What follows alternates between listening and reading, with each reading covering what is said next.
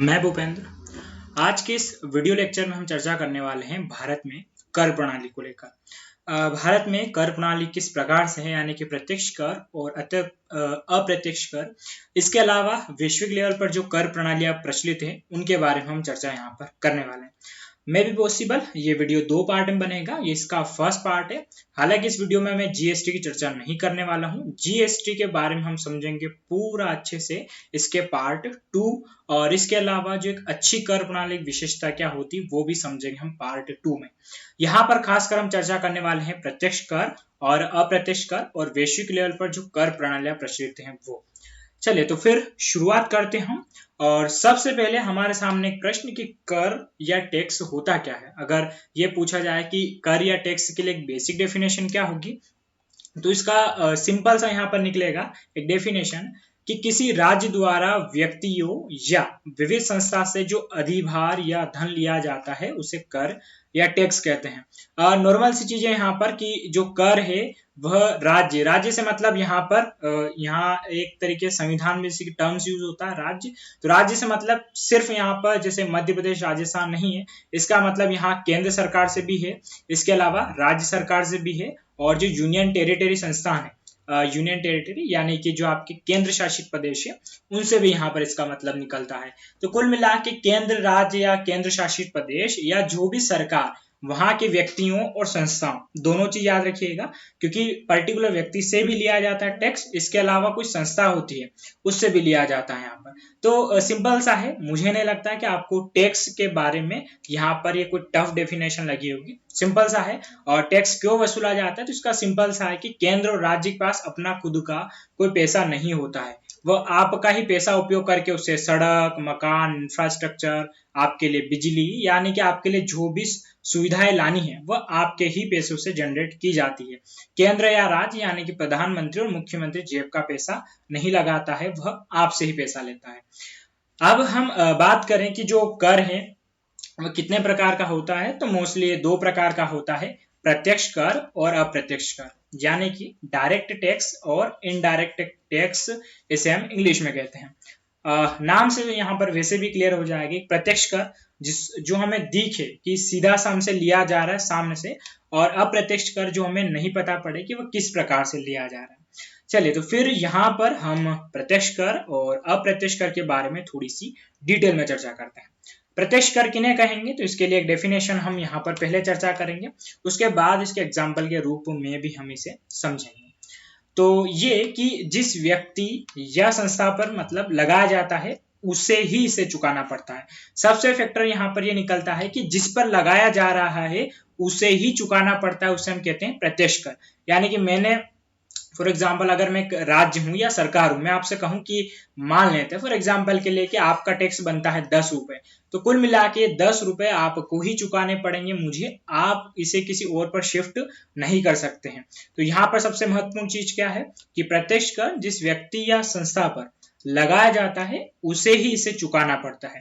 उसके अलावा यही चीज आगे कि प्रत्यक्ष कर के बोझ को स्थानांतरित नहीं किया जा सकता है, यानी कि अगर मैं सरकार हूं और मैंने आपसे टैक्स के रूप में 10 रुपए मांगे हैं तो ये आप किसी और से नहीं मांग सकते हैं, और मैं ये जो मांगूंगा आपकी जो आय आपने या जिस भी प्रकार से आय जनरेट करी है उसमें से लूंगा। यहाँ पर यह कि इसमें करारोपण की प्रणाली सरल होती है, इसका पूर्वानुमान भी सरल होता है।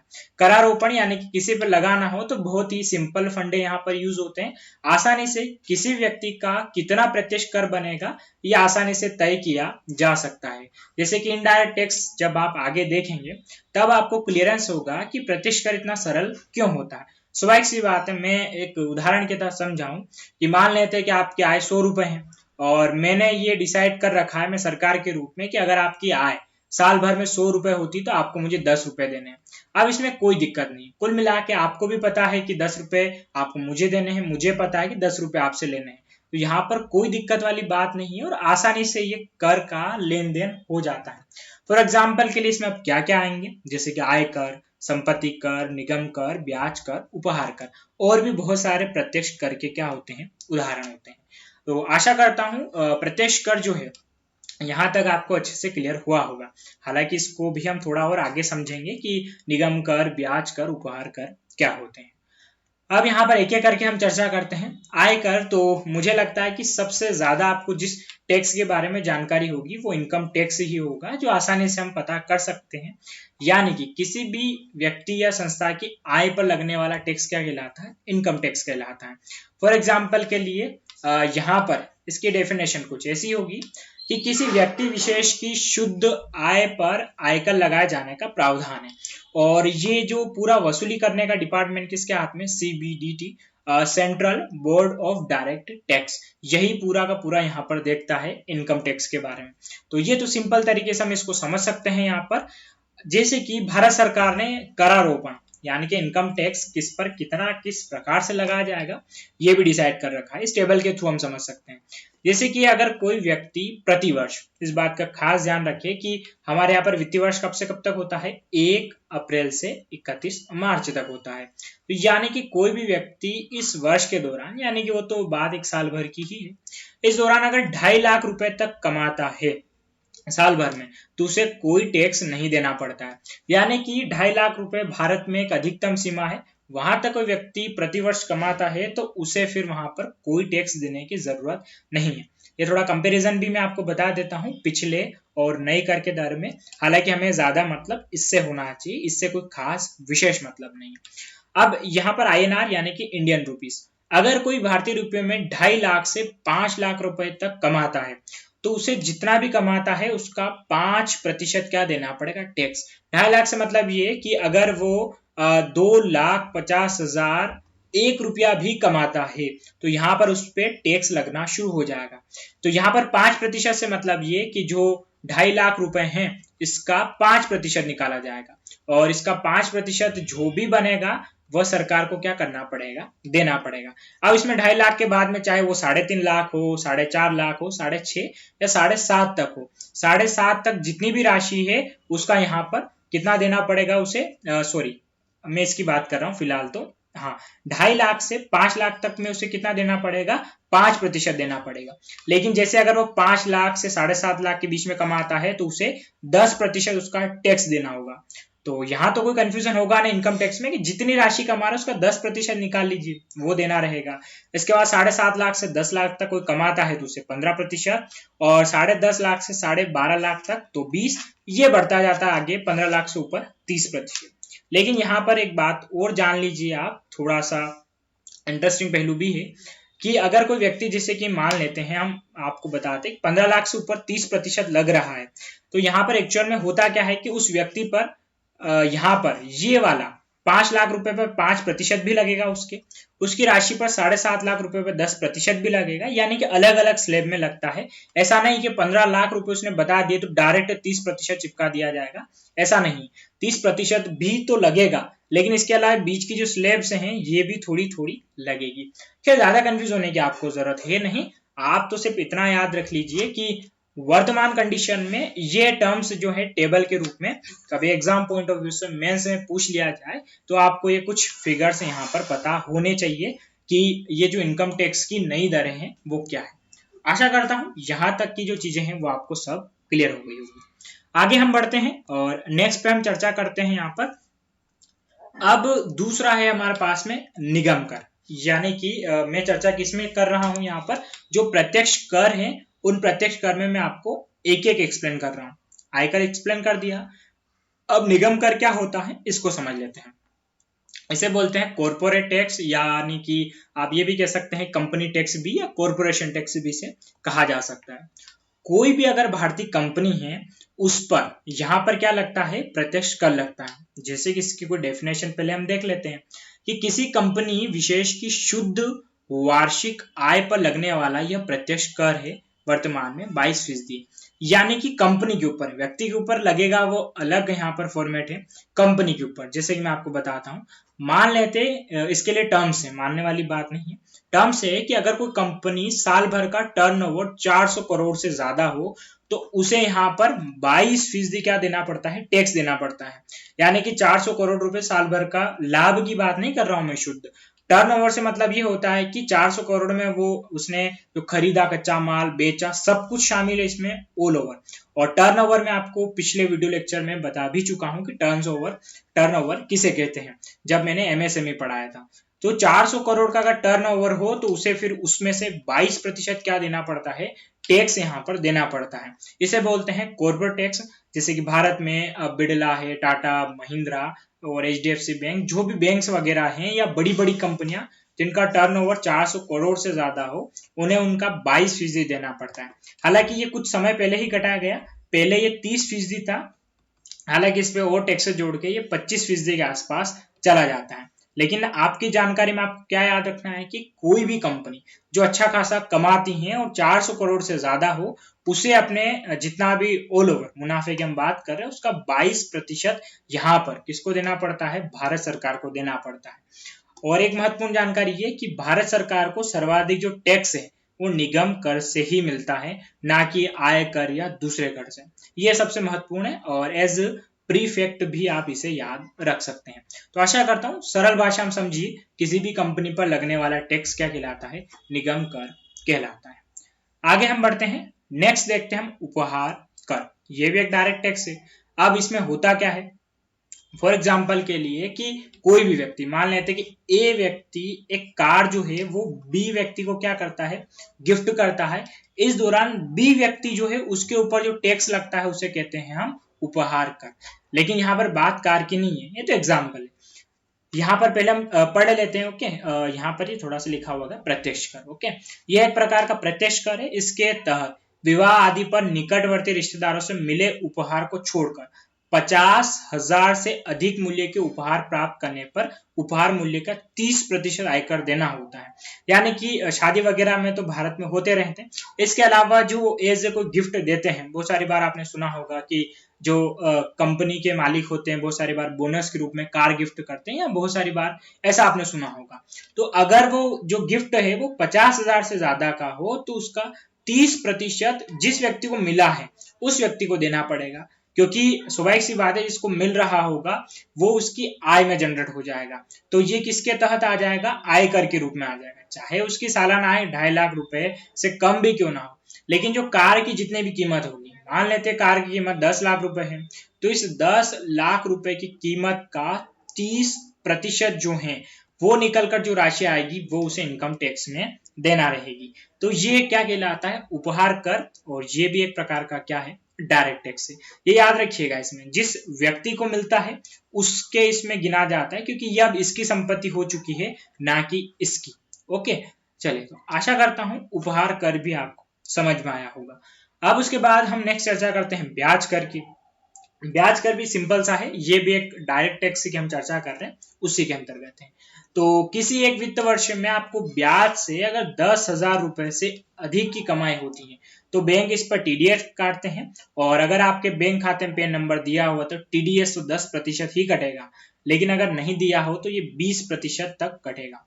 ठीक है, तो यहाँ पर कुल मिला के हम सीधा समझ सकते हैं कि फॉर एग्जाम्पल आपने बैंक में इतनी राशि जमा कर रखी, हालांकि 10,000 की राशि कोई मामूली राशि जमा करने पर तो नहीं आएगी। सेविंग अकाउंट मैंने आपको पढ़ाया है, आप सभी को क्लियर होगा कि सेविंग अकाउंट में अगर हम राशि जमा कर दें तो यहाँ पर स्वाभाविक सी बात, अगर आप 5 करोड़ से 10 करोड़ इतनी जमा कराएंगे तभी जाकर आपको शायद साल भर में 10,000 आपको ब्याज या उससे अधिक मिल पाए। ये भी तब जाके जब वो पड़े रहे यहाँ पर और बैंक अच्छा खासा ब्याज देती हो। ऐसी कंडीशन में अगर ब्याज अच्छा खासा आए तो इसका 10%, जैसे कि अगर 10,000 का हम 10% भी निकालें तो थोड़ी सी मैथ्स अगर हम यहाँ पर करके देखें तो 2 जीरो से 2 जीरो कटेंगे, यानी कि 1,000 रुपए जो बैंक है वो खुद काट लेगा और वो बैंक सरकार को पहुंचा देगा। इसे बोलते हैं हम ब्याज कर। ऐसे बहुत सारे कर होते हैं डायरेक्ट टैक्स में, तो यहाँ पर और भी हैं, हालांकि मैंने कुछ खास खास करों की चर्चा करी है और आशा करता हूँ आपको समझ में आ गए होंगे। तो कुल मिला के बात यहाँ पर कि प्रत्यक्ष कर में एक बात याद रखना है कि जिस पर लगाया जाए उसे ही क्या होना है, देना पड़ता है। चलिए, तो चर्चा करेंगे हम अब अप्रत्यक्ष कर की, यानी कि इनडायरेक्ट टैक्स। पहले इसकी एक डेफिनेशन देख लेते हैं हम यहाँ पर, उसके बाद मैं आपको इसको अच्छे समझाऊंगा। वस्तु एवं सेवाओं पर इसे लगाया जाता है। इसमें कर के बोझ को स्थानांतरित किया जाना संभव होता है। ये सबसे महत्वपूर्ण जो चीज है वो अप्रत्यक्ष कर के बारे में ये कि अगर ये जिस पर लगाया जा रहा है उससे किसी और पर इसे भेजा जा सकता है। अब यहाँ पर पहली चीज तो ये प्रत्यक्ष कर में क्या था, जिस पर लगाया जा रहा है उसी को ही देना होता है। लेकिन अप्रत्यक्ष कर में क्या है कि जिस पर लगाया जा रहा है बोझ वो शिफ्ट कर सकता है। दूसरी सबसे महत्वपूर्ण चीज यहाँ पर ये वस्तुओं एवं सेवाओं पर लगता है। जो प्रत्यक्ष कर था वो संस्था या व्यक्ति पर लगता है। तो ये तो एक नॉर्मल सा या मेजर सा डिफरेंस भी हम कह सकते हैं इनके बीच में।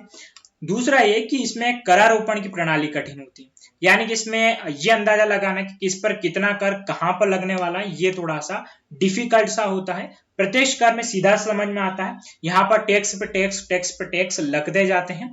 तो ये वाली चीज हम थोड़ा सा आगे समझेंगे। इसका अनुमान भी लगाना कठिन होता है कि किसी वस्तु पर कितना टैक्स होगा ये हम नहीं लगा सकते हैं। अप्रत्यक्ष कर के कारण ही वस्तुओं एवं सेवाओं के मूल्य में वृद्धि होती है। और अप्रत्यक्ष करों में मुख्य रूप से उत्पाद शुल्क, सीमा शुल्क और बिक्री कर, ये प्रकार के इसमें कर आते हैं। इनको हम समझेंगे आगे। लेकिन सबसे इंपॉर्टेंट जो हुआ ये कि ये जो इतने सारे कर यहाँ पर है इनकी जगह अभी क्या हो गया है, जीएसटी लागू हो गया है। यानी कि जो अप्रत्यक्ष कर में ढेर सारे कर के प्रकार हैं उनकी जगह अब क्या लागू हो गया, जीएसटी। तो इसका मतलब ये है कि हम ये नहीं पढ़ेंगे, हमें पढ़ना रहेगा। इसका कारण ये है कि अगर अप्रत्यक्ष कर में आप इनके बारे में नहीं समझेंगे तो फिर जीएसटी भी आप नेक्स्ट लेक्चर में नहीं समझ पाएंगे।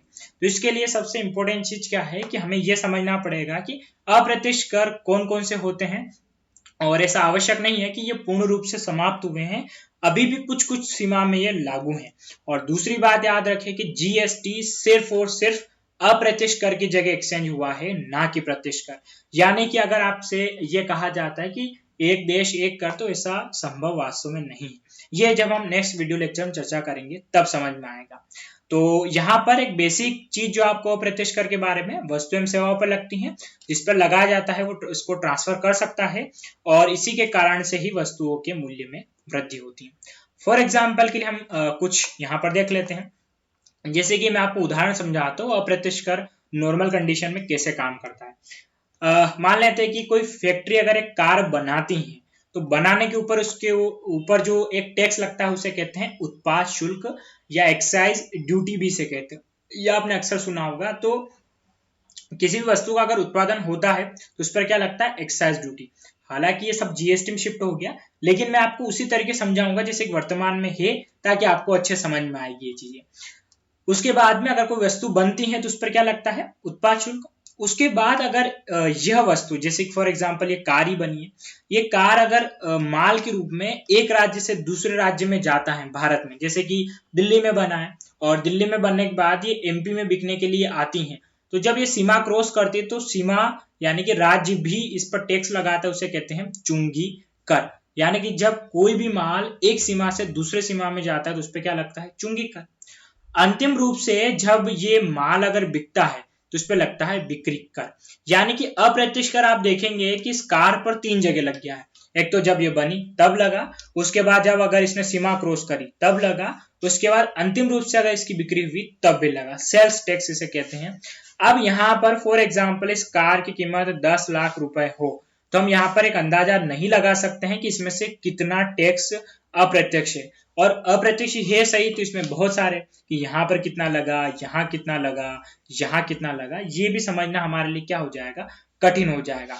इसीलिए तो वहां लिखा था पिछली स्लाइड में कि इसकी करारोपण पद्धति थोड़ी सी कठिन है। इसके अलावा इसका अनुमान भी आसानी से नहीं लगाया जा सकता, क्योंकि आय में क्या है, मेरे पास 100 रुपए हैं तो मुझे 10 देने हैं, लेकिन इस कार पे यहाँ पर कितना लगेगा, यहाँ कितना लगेगा, यहाँ कितना लगेगा, राज्यों के अपने अलग अलग डिसाइड हो सकते हैं। इसके अलावा बहुत सारी चीजें मायने रखती हैं कि यहाँ पर इस कार की एक्चुअल उत्पाद कीमत कितनी है, बहुत सारी चीजें। तो ये क्या कहलाता है, अप्रत्यक्ष कर कहलाता है। इसके कारण ही अगर ये कीमत यहाँ पर 10 लाख है तो इस हम मान के चल सकते हैं अनुमानित कि यहाँ पर ये लगभग 6 लाख रुपए में ये बनी होगी। उसके बाद में इस पे उत्पाद चुंगी और ये लग कर ये 10 लाख रुपए तक पहुंच गई होगी। आशा करता हूं ये एक बेसिक फंडामेंटल आपको अप्रत्यक्ष कर के बारे में समझ में आया होगा। फिर इसमें कुछ खास खास हम देख लेते हैं, जैसे कि सीमा शुल्क, कस्टम ड्यूटी किसे कहते हैं। तो देखिए इसकी डेफिनेशन हम पढ़ लेते हैं, फिर इसको मैप के थ्रू भी समझेंगे। इसे आयात निर्यात शुल्क भी कहा जाता है। जो देश से आने वाले आयात एवं निर्यात पर लगाया जाता है। सीमा शुल्क यानी कि आपने देखा होगा कभी कस्टम ऑफिसर या जो एयरपोर्ट होता है उस पर कस्टम ऑफिसर आपको मिलते हैं। यानी कि इसमें कुल मिला के अगर आयात निर्यात हो रहा हो देश से बाहर तो उसके ऊपर जो लगता है उसे हम कहते हैं सीमा शुल्क। हालांकि भारत से निर्यात को प्रोत्साहन देने के उद्देश्य से सरकार ने न केवल वस्तु एवं सेवाओं के निर्यात को हटा दिया है, निर्यात पर जो टैक्स लगता था उसको हटा दिया है, बल्कि कुछ वस्तुओं को निर्यात सब्सिडी भी दी जा रही है। खैर निर्यात सब्सिडी क्या होती है ये हम इसको आगे समझेंगे सब्सिडी वाले चैप्टर में। कुल मिला के इतना कि अगर अभी भारत के संदर्भ में देखें तो वर्तमान में अगर कोई भी चीज विदेश से भारत की सीमा में आ रही है तो उस पर जो लगता है उसे हम कहते हैं सीमा शुल्क। हालांकि WTO के मानकों के अनुरूप केवल गैर कृषि उत्पादों पर 10% की दर से लागू है। यानी कि अगर कोई कृषि उत्पाद नहीं है तो किसी भी देश से आए या जाए मिनिमम 10% टैक्स उसे लगाना रहेगा। हालांकि WTO के अपने फंडामेंटल्स होते हैं वो खैर अलग चीज है, यहाँ पर हमें उसे डिटेल में नहीं जाना है। लेकिन उदाहरण के लिए यही बात कि अगर फॉर एग्जाम्पल के लिए कि अगर कोई भी वस्तु फॉर एग्जाम्पल हम समझे कि इंडिया से अगर कोई वस्तु पाकिस्तान में जाती है तो यहाँ पर अगर जो बॉर्डर है इस बॉर्डर में जैसे इंटर करेगी तो वस्तु पर टैक्स लग जाता है। फॉर एग्जाम्पल अगर हम यहाँ से कोई मोबाइल भेजते हैं 10,000 रुपए तो वो मोबाइल पाकिस्तान में टैक्स के थ्रू, वो कितना लगा है पाकिस्तान सरकार पर निर्भर है, लेकिन वो 11,000 तक हो सकता है। जैसे कि चाइनीज जो मोबाइल होते हैं उन पर हम बहुत भर के टैक्स लगाते हैं। जैसे फॉर एग्जाम्पल के जो इंडिया में 10,000 का मोबाइल मिलता है चाइनीज हिसाब से अगर उत्पादन में 3,000 का भी नहीं होता है। तो इसे आप अंदाजा लगा सकते हैं कि कोई भी देश की किसी भी सीमा में अगर प्रवेश करता है तो वहां पर लगती है कस्टम ड्यूटी, चाहे वो एयर के थ्रू हो चाहे वो यहाँ पर जहाज के थ्रू किसी के भी थ्रू हो। विदेश से अगर कोई सामान आया तो उस पर जो टैक्स लगता है उसे कहते हैं हम सीमा शुल्क। तो ये किसकी हम चर्चा कर रहे हैं, अप्रत्यक्ष कर की। यहाँ पर कोई फिक्स नहीं होता है, अलग अलग वस्तुओं पर अलग अलग ये लगता है। आशा करता हूं ये पॉइंट आपको अच्छे समझ में आया होगा।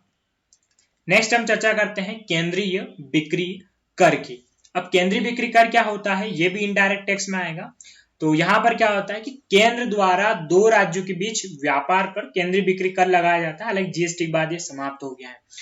फॉर एग्जाम्पल क्या होता है इसमें कि अगर कोई वस्तु जैसे कि मान लेते हैं कि MP से कोई साड़ी है, जैसे चंदेर एक साड़ी बनकर अगर यूपी में जाती है तो यहाँ पर जैसे ही MP से वो यूपी बॉर्डर में जाती है चुंगी कर राज्य अपना अलग से लेगा इसे, लेकिन यहाँ पर यहाँ से यहाँ जाने पर जो टैक्स लगेगा उसे वसूल करती है केंद्र सरकार।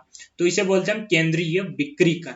यानी कि अगर एक राज्य में उत्पादन हो तो उत्पाद शुल्क लगता है वो अलग है ही सही, लेकिन एक राज्य से अगर दूसरे राज्य में जाए तो उसके ऊपर भी केंद्र अपना एक कर लगाए तो उसे हम कहते हैं केंद्रीय बिक्री कर।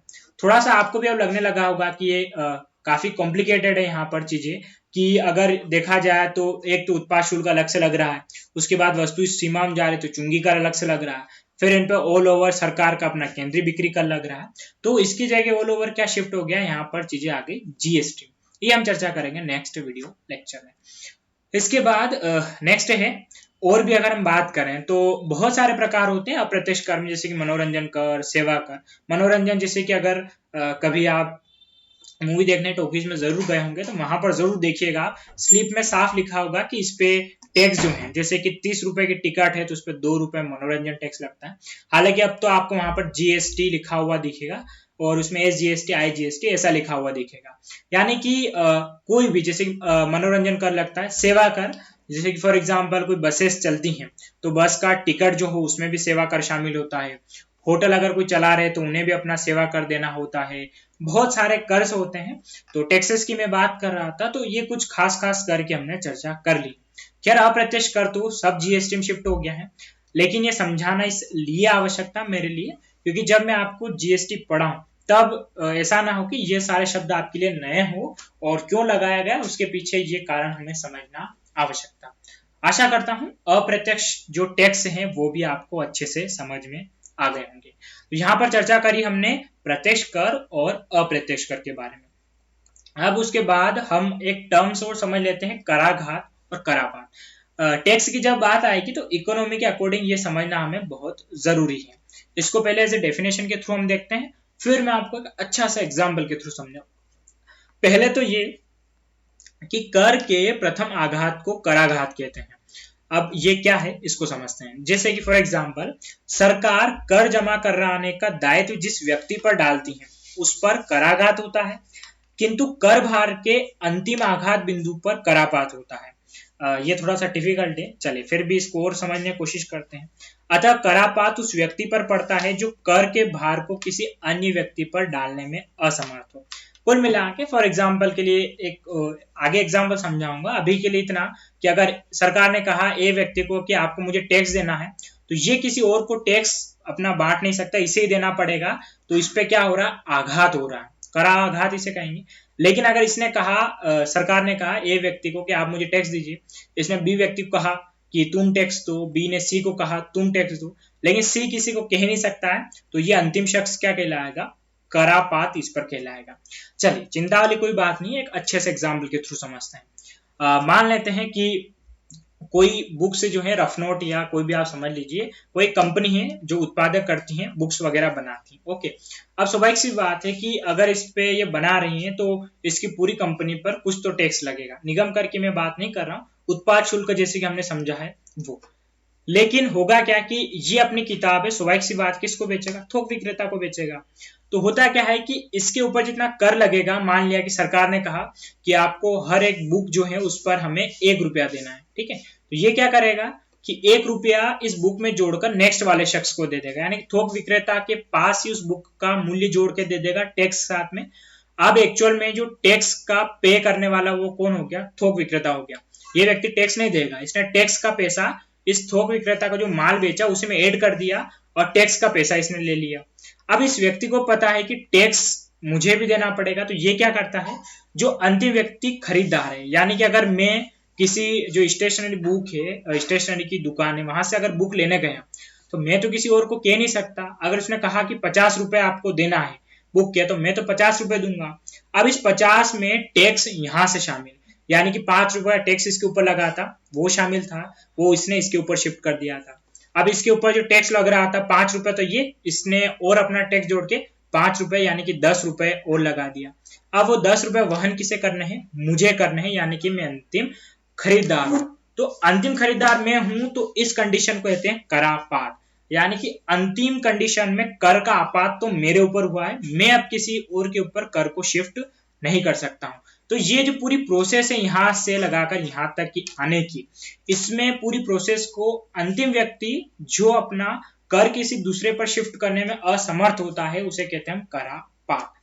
लेकिन मान लेते हैं कि अब ये जो व्यक्ति है इसकी दुकान होगी, तो स्वाभाविक सी बात है इसके कुछ तो इनकम होती होगी। अब इसकी इनकम पर सरकार क्या लगाएगी, टैक्स लगाएगी। तो टैक्स लगाएगी, मान लेते हैं कि ये 10 लाख भी कमाता होगा, तो 10 लाख पर कुछ फिक्स इनकम टैक्स होता है सरकार का।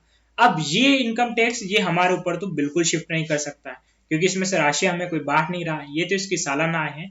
तो अब ये इनकम टैक्स सिर्फ और सिर्फ यही चुकाएगा, इसे कहते हैं कराघात।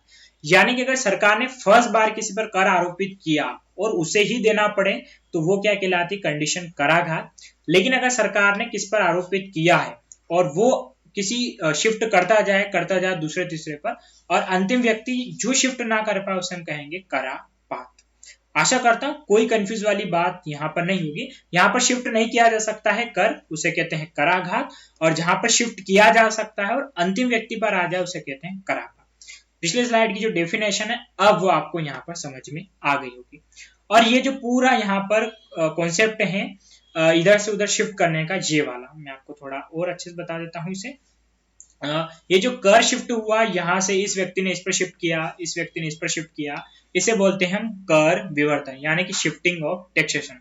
तो ये टर्म्स भी आप जरूर याद रखिएगा कि कर विवर्तन जो है उसके थ्रू ही करापात कंडीशन का निर्माण होता है, कराघात का ऐसा कुछ भी नहीं होता है।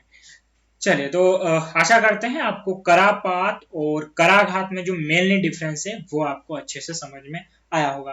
तो अब जो पिछली स्लाइड की पूरी जो डेफिनेशन थी वो आपको अब अच्छे से क्लियर हो जाएगी, अब आप अच्छे से उसे याद कर सकते हैं। नेक्स्ट हम चर्चा करेंगे अब पूरे विश्व में विभिन्न प्रकार की कर प्रणालियां। ये हमने जो चर्चा करी हालांकि इंटरनेशनल लेवल पर है, लेकिन मैं ये बात कर रहा था भारत के संदर्भ में। अब पूरे विश्व में 4 प्रकार की कर प्रणालियां होती हैं, जो डायरेक्ट टैक्स, इनडायरेक्ट टैक्स, ये इसके अंतर्गत आते हैं। लेकिन थोड़ा और ऊपर के लेवल पर जाएंगे तो वैश्विक लेवल पर 4 प्रकार का कर लगाता है कोई भी देश, खासकर डायरेक्ट टैक्स में। जैसे कि चार कौन कौन से प्रकार है। फर्स्ट तो प्रगतिशील कर प्रणाली, उसके बाद में प्रगतिहीन या प्रतिगामी कर प्रणाली, अनुपातिक कर प्रणाली और अधोगामी कर प्रणाली। चलिए तो एक एक करके इसे समझते हैं और बहुत आसानी समझ में आ जाएगा, इतना कोई डिफिकल्ट नहीं है। सबसे पहले हम बात करेंगे प्रगतिशील कर प्रणाली की, ये क्या होता है। ये डायग्राम आपको बहुत हेल्प करेगा, यहाँ पर इसको आगे समझाऊंगा। पहले एक डेफिनेशन मैं बताता हूँ और मे भी पॉसिबल आपको इसी समझ में आ जाएगा। देखिए होता क्या है, यहाँ पर समझिए कि प्रगतिशील कर प्रणाली में आय की दर बढ़ाने के साथ साथ कर की दर भी बढ़ती, जैसे कि 2.5 लाख तक की आय का कर मुक्त होना, उसके बाद में 2.5 लाख से 5 लाख तक की आय पर 5% आयकर लगना, 5 से 7.5 लाख की आय पर 20% की दर से कर देना। यानी कि यहाँ पर क्या है कि जैसे जैसे आपकी आय बढ़ी उस पर लगने वाला कर भी क्या हो गया, बढ़ता गया। भारत में यही चलता है। प्रगतिशील कर प्रणाली में क्या होता है, इसको एक बार और यहाँ समझिए कि आय की दर बढ़ने के साथ साथ कर की दर भी बढ़ती है। यानी कि जो ग्राफ देख रहे हैं आप, ये वाला, ये है प्रगतिशील कर प्रणाली। यानी कि जैसे जैसे आय बढ़ती जाएगी इस पे लगने वाला टैक्सेस भी बढ़ता जाएगा, इसे कहते हैं प्रगतिशील कर प्रणाली। तो इस ग्राफ से आप आसान समझ में आता जाएगा कि जैसे जैसे जिस व्यक्ति की आय बढ़ती जाएगी उस व्यक्ति पर लगने वाला सरकार द्वारा कर भी क्या होता जाएगा, बढ़ता जाएगा। और भारत में कौन सी कर प्रणाली चलती है, तो यही प्रगतिशील कर प्रणाली चलती है। मुझे लगता है कि आपको ये समझ में आ गया होगा, इतना डिफिकल्ट नहीं है, आसानी से स्वाभाविक सी बात है कि 5 लाख, आपने स्लैब देखा होगा, अभी मैं इस वीडियो लेक्चर में चर्चा कर चुका हूं, तो उसमें आप देखेंगे पहले 5 था, उसके बाद 10, 20, 30, ये जो पूरा परसेंटेज चल रहा है, ये परसेंटेज कैसे बढ़ रहा है, आय बढ़ने के साथ साथ, तो इसे कहते हैं प्रगतिशील कर प्रणाली। अब नेक्स्ट हम चर्चा करते हैं, नेक्स्ट है प्रगतिहीन या प्रतिगामी कर प्रणाली। तो स्वाभाविक सी बात है, प्रगतिशील और प्रगतिहीन यानी कि उसका पूरा क्या है, उल्टा होगा। पहले इसकी डेफिनेशन हम समझ लेते हैं। इस प्रणाली में आय बढ़ने के साथ साथ कर प्रतिशत में कमी आने लगती है। जैसे कि ये एग्जाम्पल है, भारत के संदर्भ में बात नहीं कर रहे हैं क्योंकि भारत में ये कर लागू नहीं है। फॉर एग्जाम्पल के जैसे कि 5 लाख तक 10% टैक्स लगाना, 5 से 10 लाख बढ़े तो टैक्सेस कम कर देना, यानी कि 8% लगाना। इस प्रणाली में सबसे बड़ा लाभ ये होता है कि इसमें कर की दर की वृद्धि नहीं होती है और लोग अपनी अधिक से अधिक आय घोषित करना चाहते हैं। और सबसे अच्छा फैक्ट है कि इसमें काले धन में कमी आती है जो अधिकांश विकसित देशों में है। इसमें क्या है, ये एक डायग्राम समझिए आप कि जैसे जैसे आपकी आय जो है वो बढ़ती अगर जाएगी, फॉर एग्जाम्पल के लिए, तो आप पे लगने वाला जो कर है वो भी क्या होता जाएगा, कम होता जाएगा। जैसे कि उदाहरण के तहत आपने समझा यहाँ पर कि अगर आय कितनी है, 5 लाख तक रुपए, तो उस पर लगेगा टैक्स 10%। अगर 5 से 10 लाख रुपए तो उस पर टैक्स कितना लगेगा, यहाँ पर 8%। अगर आय जो है वह और ज्यादा हो गई, यानी कि 10 लाख से 20 लाख, तो टैक्स लगेगा 5%।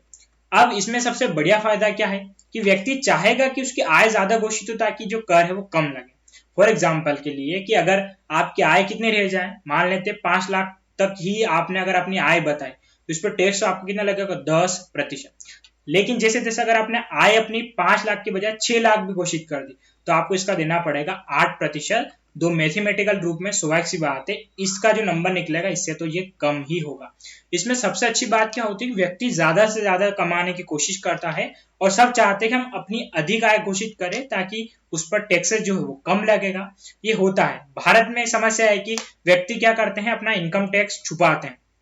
क्यों छुपाते हैं, उन्हें पता है कि अगर हमारी आय बढ़ती हुई दिखी तो टैक्स क्या है, बढ़ेगा। लेकिन विकसित देशों में क्या होता है कि वहां पर लोगों को आय में वृद्धि प्रेरित करने के लिए ये वाला पूरा सिस्टम जो है किया जाता है। इससे क्या होता है यहाँ पर कि जो लोग हैं वो अपनी अधिक से अधिक आय घोषित करना चाहते हैं। और काले धन में वही वाली बात है कि अगर सरकार से छुपा कर जो धन रखा जाए वो काला धन, तो इसमें काला धन में कमी आएगी सही, क्योंकि लोग क्या करेंगे बिल्कुल यहाँ पर कि अपनी जो इनकम है वो ज्यादा से ज्यादा शो करेंगे। तो इस ग्राफ में क्या है कि जैसे जैसे आय बढ़ती जाएगी उस पर लगने वाला जो कर है वो भी क्या होता है, मतलब कर की जो प्रतिशत दर है, ओके, लगने वाला कर तो नहीं कह सकता मैं क्योंकि टैक्स बढ़ सकता है। आज आप 10 लाख रुपए का 5% निकाले और 1,000 रुपए का आप यहाँ पर 10% निकाले, स्वाभाविक सी बात है ये वाला ज्यादा आएगा। तो यहाँ पर जो चीज है वो आपको समझ में आ गई होगी। सीधा सा याद रखिए आप कि जैसे जैसे आय बढ़ती जाएगी वैसे वैसे उस पर जो प्रतिशत है वो कम होता जाएगा। नेक्स्ट हम चर्चा करते हैं यहाँ पर अनुपातिक कर प्रणाली। अब अनुपातिक कर प्रणाली क्या होता है, तो इस प्रणाली में पूरी आय पर सभी को समान दर से कर अदा करना पड़ता है। इसमें आय बढ़ने की कर की राशि में तो वृद्धि होती है, परंतु कर प्रतिशत यथावत बना रहता है। ये वाला है इसमें, चाहे आपकी आय कितनी भी बढ़े, उस पर लगने वाला टैक्स सेम है। यानी कि अगर आप 5 लाख रुपए कमाएंगे तो भी आपको कितना देना है साल भर में 10% उसका, और अगर आप चाहे 20 लाख कमाए तो भी कितना देना है 10%। इसमें क्या है यहाँ पर कुल मिलाकर कि ज्यादा कोई फर्क नहीं पड़ता। यहाँ पर ये जो स्लेब है प्रतिशत का ये तो फिक्स है, लेकिन स्वाभाविक सी बात है 5 लाख का 10% जो अमाउंट निकलेगा वो कम निकलेगा, 20 लाख का 10% अमाउंट इससे तो ज्यादा निकलेगा। तो यहाँ पर यही लिखा है कि इसमें आय बढ़ने से कर की राशि में तो वृद्धि होती है, परंतु प्रतिशत जो है वो कैसा होता है, यथावत बना रहता है। तो अनुपाती में क्या होता है कि एक प्रतिशत के हिसाब से जो है बराबर चलता रहता है। यानी कि इस ग्राफ के थ्रू भी आपको चीज समझ में आएगी कि बराबर ये जो स्लेब है बराबर चलती रहती है, ना तो ग्राफ ऊपर जा रहा है ना ग्राफ नीचे आ रहा है। हालांकि ये बहुत सारे देश लागू करते हैं। खैर किन किन देशों में है ये देश अपने ऊपर निर्धारित करते हैं, और स्वाभाविक सी बात है जैसे पिछली वाली जो बताया वो विकसित में थी, इसके अलावा अधिकांशतः विकासशील देशों में काम करती है। ये आपको मैं आशा करता हूं बड़ी आसानी से समझ में आ गया होगा।